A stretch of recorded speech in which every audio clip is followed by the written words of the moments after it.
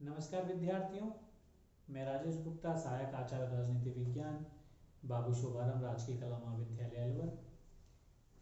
आज पाश्चात्य राजनीतिक विचारक के अंतर्गत हम हॉब्स, जो महत्वपूर्ण राजनीतिक विचारक है, उसका हम अध्ययन करने वाले हैं, उस पर हम चर्चा करने वाले हैं। हॉब्स इंग्लैंड के थे। इंग्लैंड, और इनका जो जीवन काल है वो 5 अप्रैल 1588 से 1679 था।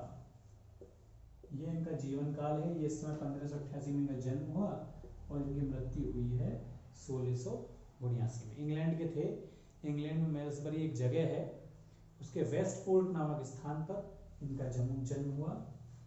इंग्लैंड के मेल्सबरी नामक स्थान के वेस्टफोर्ड जो नामक स्थान है, इन पर इसका क्या हुआ है, जन्म। अपने जमाने के महत्वपूर्ण गणितज्ञ थे हॉब्स।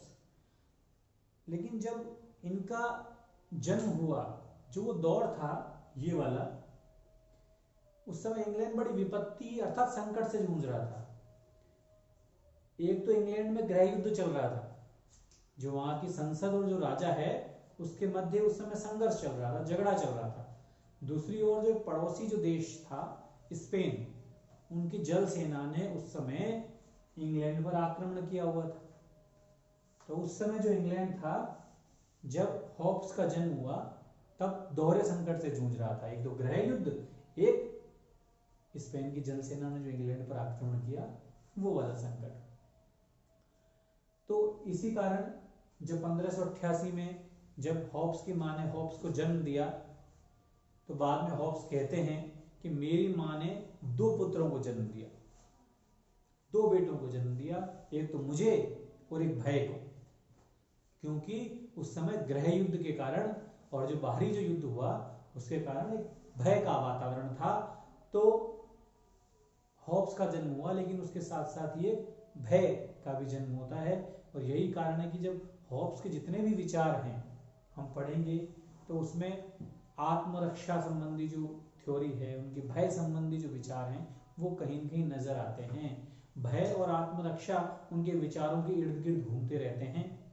और यही कारण है कि जब वो अपने सामाजिक समझौते संबंधी जो विचार बताएंगे, उसमें वो मनुष्य को बड़ा दुष्ट, स्वार्थी, कमीना कहते हैं।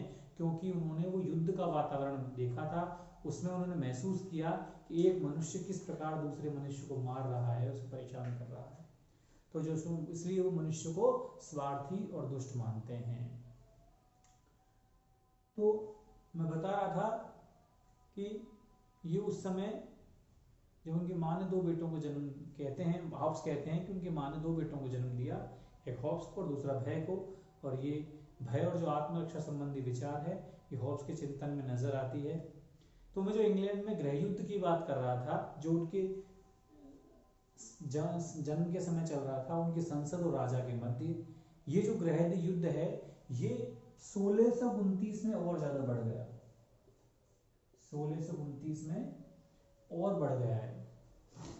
उस समय राजा थे चार्ल्स प्रथम इंग्लैंड के, है ना। और दूसरी तरफ कौन सी क्या थी, संसद। इन दोनों के मध्य क्या हो गया, संघर्ष और तेज बढ़ गया। और चार्ल्स प्रथम ने क्या किया, जो संसद थी उसको कर दिया भंग। क्या कर दी, भंग कर दी। और भंग करने के बाद चार्ल्स प्रथम ने खुद ही अपना शासनकाल चलाया बिना संसद के। और ये कब तक चला, 1629 से 1640 ईस्वी तक।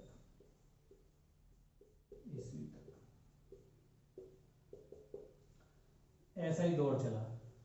फिर 1640 में ईस्वी में चार्ल्स प्रथम ने दोबारा संसद की बैठक बुलाई। इसे बोला जाता है, संसद की बैठक बुलाई उसने यहां पर बुलाई, इसे लॉन्ग पार्लियामेंट का नाम दिया गया, बहुत समय बाद बुलाई गई, लॉन्ग पार्लियामेंट इसे कहा गया। जब संसद बुलाई गई तो संसद ने कह दिया कि हमें राजतंत्र को खत्म करना है, जो राजाओं का शासन चल रहा है उसे हमें समाप्त करना है।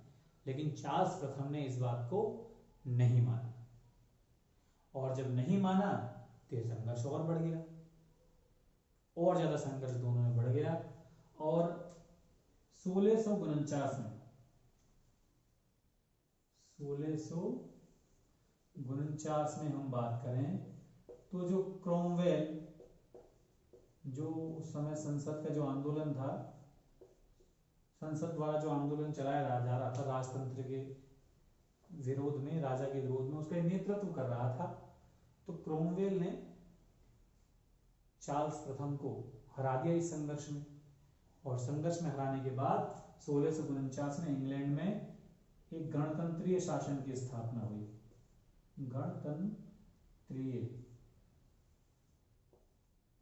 गणतंत्रीय शासन की स्थापना हुई। गणतंत्रीय शासन की क्या हुई? स्थापना हुई 1649 में। और चूंकि क्रोमवेल जब इंग्लैंड का शासक बन गया तो उसने क्या किया, चार्ल्स प्रथम को मृत्युदंड दे दिया, चार्ल्स प्रथम को मार दिया गया, क्योंकि इसके विरोध में शासन इसने संभाला था। तो 1649 में जैसे ही जो संसद और जो राजा के मध्य संघर्ष चल रहा था, उसमें क्रोमवेल की जीत हुई 1649 में, और शासक बनने के बाद उसने जो वहां का राजा था चार्ल्स प्रथम, उसको मृत्युदंड दे दिया। और उसका जो पुत्र था चार्ल्स प्रथम द्वितीय, चार्ल्स, उसको निर्वासित, उसको भेज दिया गया फ्रांस। इसके बाद क्या हुआ, जब क्रोमवेल को मृत्युदंड दे दिया तो इसके जितने भी समर्थक थे उनको भी पकड़ा जाने लगा, क्योंकि हॉब्स भी चार्ल्स प्रथम का बहुत बड़ा समर्थक था। इसीलिए हॉब्स इस डर से कहीं मुझे ना पकड़ लें, वो इंग्लैंड से भाग गए, और इंग्लैंड से भागने के बाद वो पहुंचे फ्रांस। कहां पहुंचे? फ्रांस। हॉब्स फ्रांस पहुंचे, और वहां पे फ्रांस पहुंचने के बाद फिर क्या हुआ, इनके जो पुत्र थे, चार्ल्स प्रथम के जो पुत्र थे चार्ल्स द्वितीय, हम हॉब्स के बारे में पढ़ रहे हैं, तो फ्रांस चले गए हॉब्स इंग्लैंड से भागकर, है ना। और फ्रांस में चार्ल्स प्रथम के पुत्र थे चार्ल्स द्वितीय, चार्ल्स सेकंड, उनको उन्होंने शिक्षा दी और इनके पास वो रहने लगे। यहीं हॉब्स ने अपनी जो लेवियाथन नामक पुस्तक है उसको लिखा, और यहाँ पर लिखते लिखते उन्होंने जो रोमन जो चर्च था उस पर काफी प्रहार किए, धार्मिक विचार दिए उन्होंने, रोमन जो चर्च की काफी आलोचनाएं की, और आलोचना करने से क्या हो गया, हॉब्स काफी विवादास्पद हो गए, यहाँ उनका विरोध होने लगा, तो यहाँ से फिर दोबारा उनको भागना पड़ा, और दोबारा भागकर वो कहाँ गए, दोबारा इंग्लैंड आ गए।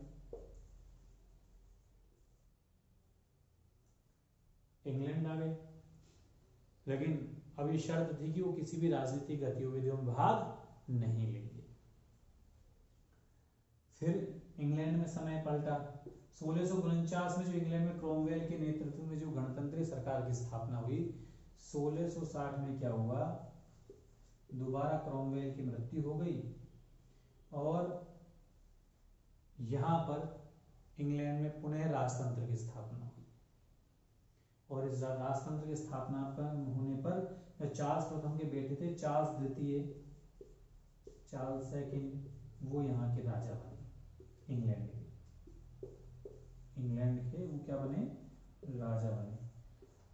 राजा बन गए तो जो हॉब्स था, जो कि हॉब्स ने इनको शिक्षा दी थी, इसीलिए ये हॉब्स चार्ल्स सेकंड के चहेते थे। उन्होंने बड़ा उनको सपोर्ट किया हॉब्स को, और चार्ल्स सेकंड के निर्देशन में, उनके शासनकाल में हॉब्स ने बड़ा सुखमय जीवन व्यतीत किया, और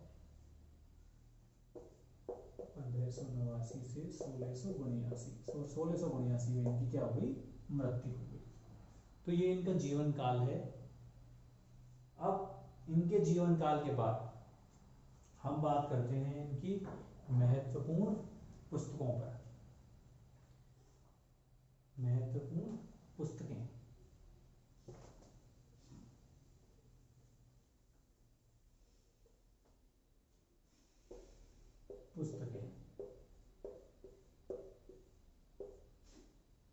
इनकी जो महत्वपूर्ण पुस्तकें हैं उनमें मैं बता देता हूँ आपको। पहली है डी सीवे, प्रारंभिक पुस्तक है इनकी डी सीवे। फिर दूसरी पुस्तक है इनकी एलिमेंट्स ऑफ लॉ,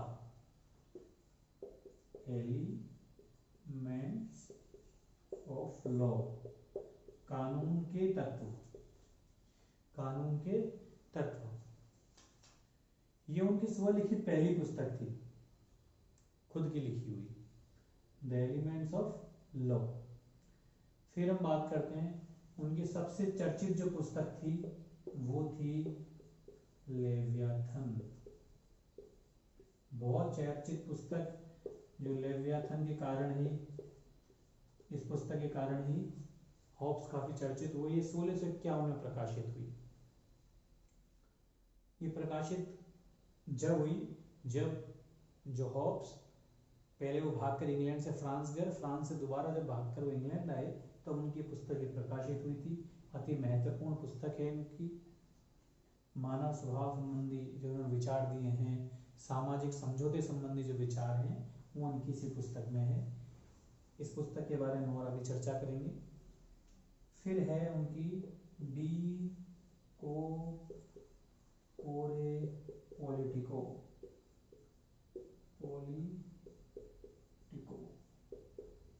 अगली पुस्तक है इनकी। इसके बाद ये छोटी छोटी पुस्तकें और हैं उनकी, डी होमिनी,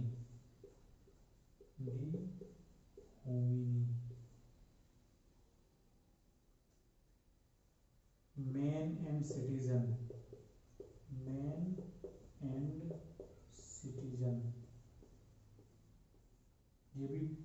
ये काफी किताबें हैं जो पेपरों में आ जाती हैं, प्रश्न पूछ लिया जाता है इनमें से।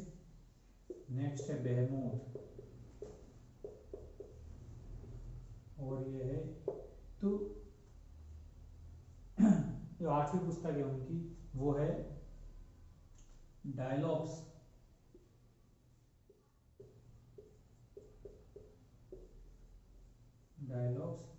On the civil wars, dialogues on the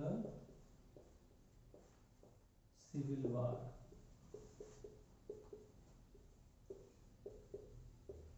ये कुछ पुस्तकें हैं उनकी, De Cive, elements of law, Leviathan, De Politico, De Homine, man and citizen, Behemoth, dialogues on the civil war. इन पुस्तकों में जो सबसे जो महत्वपूर्ण पुस्तक है वो है लेवियाथन। कई बार जो प्रश्न है वो इसी पुस्तक में से पूछ लिया जाता है, कब प्रकाशित हुई ये पुस्तक। ये पुस्तक 4 भागों में विभाजित है। जैसे पहला भाग है, उसमें प्राकृतिक अवस्था और मनुष्य के बारे में बताया गया है। मैं अभी समझाऊंगा आपको कि हॉब्स सामाजिक समझौते की बात करते हैं, उसमें कल्पित प्राकृतिक अवस्था का चित्रण करेंगे, मनुष्य के स्वभाव के बारे में बताएंगे, वो आने वाला है। लेकिन इसमें सबसे जो 4 भागों में लेवियाथन पुस्तक विभाजित है। पहले भाग में वो मनुष्य और प्राकृतिक अवस्था के बारे में चित्रण है। दूसरे में राज्य की अवस्था, राज्य के बारे में बताया कैसे राज्य का निर्माण होता है, जिसे उन्होंने कॉमनवेल्थ भी कहा है। थर्ड भाग में चर्च और वो राज्य के संबंध के बारे में बात करते हैं, और चौथे भाग में वो कैथोलिक जो धर्म है उसकी वो आलोचना करते हैं। तो 4 भागों में विभाजित है। और ये पुस्तक जो उस समय फ्रांसीसी जो सेनापति थे गोल्डाफिन, उनको ये पुस्तक समर्पित है। और इस पुस्तक में हॉब्स मनुष्य के स्वभाव का चित्रण करते हुए अपने सामाजिक समझौते का सिद्धांत वो प्रस्तुत करते हैं। इसमें जो मनुष्य को दुष्ट बताया गया है, मनुष्य को स्वार्थी बताया गया है, कमीना बताया गया है। कहते हैं कि प्राकृतिक अवस्था जो कल्पित जो प्राकृतिक अवस्था के बारे में जो हॉब्स बता रहे हैं, उसमें वो कहते हैं कि मनुष्य स्वार्थी था, कमीना था, और उसमें आत्मरक्षा का सिद्धांत था, भय था, हर मनुष्य अपनी आत्मरक्षा के लिए कुछ भी करने को तैयार था। और लेकिन इसी आत्मरक्षा के कारण वो सामाजिक समझौता करता है, एक राज्य की स्थापना करता है, एक शासक बनाता है, अपने सारे अधिकार उस शासक को दे देता है, इस शर्त पर कि तुम मेरी रक्षा करोगे। अपनी आत्मरक्षा, अपने जो डर था उस डर को निकालने के लिए, डर को खत्म करने के लिए, अपनी आत्मरक्षा को बचाने के लिए कि मेरी रक्षा कोई करेगा, इसके लिए शासक की स्थापना करते हैं और सारे अधिकार उस शासक को सौंप देता है। इस प्रकार मनुष्य, तो ये जो मनुष्य का चित्रण है लेवियाथन नामक पुस्तक में, सामाजिक समझौते का सिद्धांत उन्होंने दिया है। तो ये पुस्तक काफी चर्चित रही। कुछ विचारक ऐसे हैं जिन्होंने इस पुस्तक को सपोर्ट किया, समर्थन किया, अच्छी बताया। कुछ विचारकों ने इस पुस्तक की आलोचना की। जैसे मैं बात करूं, सबसे पहले हम बात करें ऑक्सफोर्ड की। यदि हम बात करें ऑक्सफोर्ड के लिए हम बात करें तो वो कहते हैं कि ये बहुत महत्वपूर्ण पुस्तक है, अंग्रेजी साहित्य की, अंग्रेजी दर्शन की ये सबसे महत्वपूर्ण पुस्तक है, ऐसा ऑक्सफोर्ड ने बताया। इसके अलावा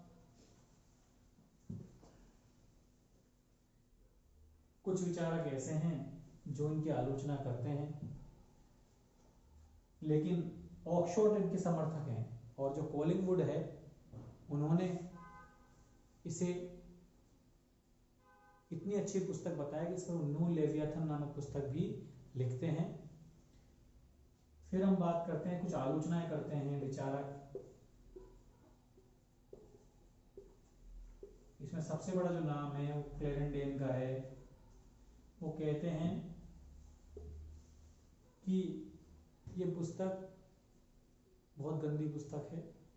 इन्होंने इस पुस्तक को ऑक्सफोर्ड जो यूनिवर्सिटी है उसमें जला दिया था। और इसमें ये कहते हैं कि ये विषमताओं से भरी हुई पुस्तक है। क्लेरेंडेन के बाद यदि हम बात करें तो व्हाइट हॉल,